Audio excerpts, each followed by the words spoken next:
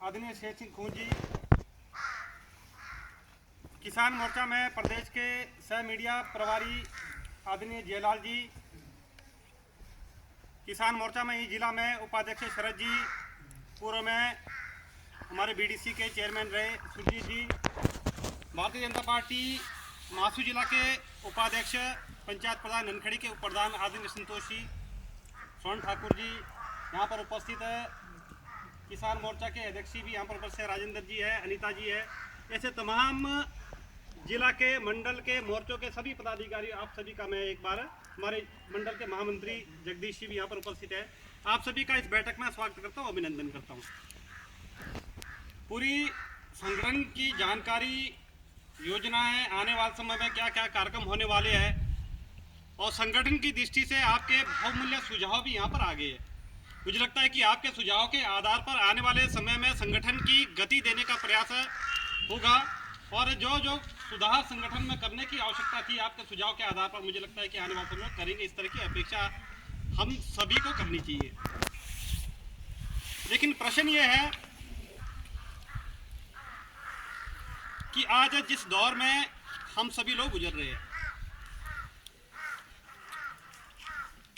अभी पूरे देश में एक वातावरण बना है कि लगभग 500 वर्षों के बाद, 500 वर्षों के संघर्ष के बाद आज हमारे आराध्य भगवान राम लला एक भव्य मंदिर में विराजमान हुए। उनकी प्राण प्रतिष्ठा हम सभी लोगों ने उसमें सहभागिता भी हुए। अब अपने क्षेत्र में एक पूरा राममय वातावरण उसमें बना हुआ है। मुझे लगता है कि यहाँ पर बहुत सारे लोग हैं, उस आंदोलन में संघर्ष भी किया होगा, केस भी भुगते होने, लेकिन बहुत सारे ऐसे लोग हैं जिन्होंने उस संघर्ष में सहभागिता नहीं हुई। ऐसे सभी लोग, मुझे लगता है कि आज चाहे 10-15 साल का व्यक्ति भी है, वो भी गर्व करता है कि ऐसे राम मंदिर अयोध्या में बनना चाहिए और ये मोदी काल में ही हुआ और मोदी काल में हुआ तो इस प्रकार का गर्व की अनुभूति वो अपने आप में समझता है। कोठारी बंधु हम सभी लोग जानते हैं, कोठारी बंधु कार सेवक के रूप में वो बलिदान हुए। आज उनका बलिदान मुझे लगता है कि कहीं ना कहीं सार्थक रूप में हम सभी लोग समझ सकते हैं। यानी पूरे देश में एक वातावरण बन रहा है कि आने वाले समय में विकसित भारत की तरफ आज देश आगे बढ़ रहा है, तो लोगों का कहना है कि ये मोदी है तभी सब मुमकिन है। यानी देश की सुरक्षा की गारंटी अगर कहीं है तो उन्हें लगता है कि मोदी है तभी देश की सुरक्षा की गारंटी है।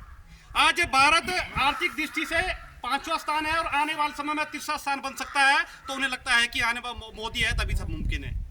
यानी पिछले 10 वर्षों में मोदी ने जिस प्रकार से देश को आगे बढ़ाया और आने वाले समय में हम सभी चाहते हैं कि देश आगे बढ़े, पूरी दुनिया का सिरमौर बने, पूरी दुनिया का नेतृत्व करे, तो मुझे लगता है कि आने वाले समय में वो सब हो पाए, उसके लिए हम सभी लोगों को संगठित होने की आवश्यकता है।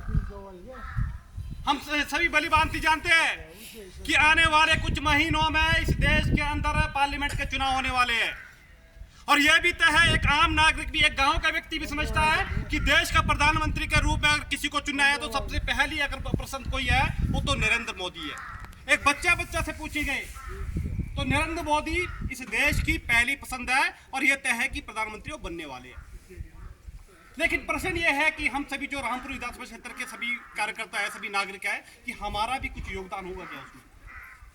हमारा भी कुछ योगदान हो गया कि हमको प्रधानमंत्री बनाने में? मुझे लगता है कि हमारा योगदान केवल मात्र यही है कि रामपुर विधानसभा क्षेत्र से जो भी प्रत्याशी मंडी पार्लियामेंट से चुनाव लड़ेगा उनको अधिक से अधिक वोट देकर उनको संसद में पहुंचाए, ये हमारा योगदान है। और उसके लिए हर व्यक्ति को मुझे लगता है कि आज पन्ना प्रमुख से लेके प्रदेश स्तर के कार्यकर्ताओं को अपने बूथ स्तर पर काम करने की आवश्यकता है। ये सभी जो कार्यक्रम हो रहे हैं, सभी जो मोर्चे के कार्यक्रम है, मंडल के कार्यक्रम है, उसका आधार कहीं ना कहीं है तो हमारे त्रिदेव है, बूथ है। हमारा बूथ जीता तो पार्टी जीती है, हम सभी का नारा है। कहते थे जब नरेंद्र मोदी जी हिमाचल प्रदेश के प्रभारी थे, उस समय के कार्यकर्ता वो कहते हैं कि जब हम उनसे बैठक होती थी, आज जो नारा है वो कहते थे आप सभी लोगों ने कोई चिंता नहीं करनी है, प्रदेश की जिम्मेदारी है। वो बोलती कि प्रदेश की जिम्मेदारी ठीक है, लेकिन आपने अपना बूथ जीतना है। आपकी जिम्मेदारी है कि जिस बूथ में मैं रहता हूं उस बूथ को जीतना हमारी जिम्मेदारी है, वो बूथ जीतना चाहिए।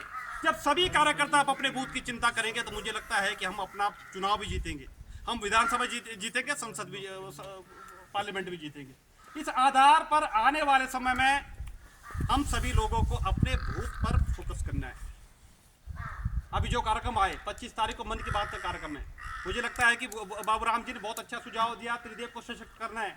मंडल के पास कोई मंत्र तो है नहीं त्रिदेव को सशक्त करने का, कोई प्रदेश के पास भी कोई मंत्र है। मुझे लगता है कि वहां पर उस ग्राम के अंदर में जो प्रमुख कार्यकर्ता है, प्रदेश का है चाहे ग्राम के अंदर का चाहे मोर्चे का है, उनको संवाद लगातार करना चाहिए। संवादहीनता मुझे लगता है कि कहीं ना कहीं कार्यकर्ताओं को निष्क्रिय करती है। संवाद होगा, संपर्क होगा, संवाद होगा, क्योंकि हम कहीं ना कहीं जुड़े हैं तो एक दूसरे के संबंध के आधार पर जुड़े पार्टी में। विचार सबसे पहले कोई नहीं जानता, विचार तो तब जानता है जब आपस में मिलेंगे, बातचीत करेंगे, चर्चा करेंगे, उनको लगे कि नहीं ये विचार अच्छा है। लेकिन हम कहीं ना कहीं जुड़े हैं तो किसी न किसी के संबंध के आधार पर जुड़े हैं। तो ऐसे हम सभी लोगों को कोशिश करनी चाहिए कि यानी आज मीटिंग थी तो ग्राम के अंदर के प्रमुख कार्यकर्ता कोशिश करनी चाहिए कि जिस ग्राम बूथ में मैं रहता हूं उस बूथ के कार्यकर्ताओं की उपस्थिति 100% होनी चाहिए। ठीक है, किसी कारणवश सभी लोग उपस्थित नहीं होते हैं, लेकिन हमारी सूचना देने में कहीं ना किसी भी प्रकार की कमी नहीं रहनी चाहिए, सूचना का अभाव नहीं होना चाहिए। वो चाहे व्यक्तिगत सूचना करे, पत्रचार के माध्यम सूचना करे, सूचना का कोई भी माध्यम हो सकता है, लेकिन सूचनाओं की कमी नहीं होनी चाहिए। दूसरा, हम सभी लोग प्रमुख कार्यकर्ता है तो संगठन में हम सभी को सिखाते भी है कि कार्यकर्ताओं की एक गुण क्या है, सूचना मिली तो सोचना नहीं, सूचना का पालन करना। ये हम सभी लोगों की एक आदत बननी चाहिए कि मान लो किसी कारणवश किसी ने फोन नहीं भी किया हमारे को, लेकिन हम जिम्मेदार कार्यकर्ता है, जिम्मेदार कार्यकर्ता के नाते हमारे को संगठन के कार्यक्रमों में अपनी उपस्थिति दर्ज करनी चाहिए, क्योंकि किसी एक ही पार्टी नहीं है। आज मैं है, कल कोई और आएगा, आज कुलबीर खून जी है, कल कोई और आएगा, लेकिन पार्टी हमेशा जिंदा रहेगी। आज विश्व की सबसे बड़ी पार्टी बनी है, तो मुझे लगता है कि ऐसे सभी लोगों का योगदान है जिन्होंने अपना बलिदान दिया, संघर्ष किया, और आज पार्टी इस मुकाम पर पहुंची है। एक समय ऐसा भी था, हम सभी लोग जानते हैं, बहुत सारे लोगों ने जहां भारतीय जनता पार्टी को जहां पोस्टर भी लगाने में मुसीबत आती थी, पोस्टर लगते तो फट जाते थे। भारतीय जनता पार्टी का कार्यकर्ता वो खुल के नहीं बोल सकता था, लेकिन कार्यकर्ता होता था, लेकिन वो सभी सार्वजनिक स्थान पर बोलता नहीं था। लेकिन आज ये गर्व की अनुभूति हम सभी लोगों को होती है कि हम भारतीय जनता पार्टी के कार्यकर्ता है, भारतीय जनता पार्टी की जिम्मेदार कार्यकर्ता है। वो एक गर्व की अनुभूति तभी हुई है मित्रों, क्योंकि हमारे पूर्वजों ने संघर्ष किया है। और आज हम सभी की जिम्मेदारी है कि इस पार्टी को आगे ले जाने की, आज हम सभी की जिम्मेदारी है कि संगठित होकर इस पार्टी को आगे ले जाने की, क्योंकि हम इस पार्टी में कोई जमीन बांटने नहीं आए। ये ध्यान रखना, ये पार्टी की लगातार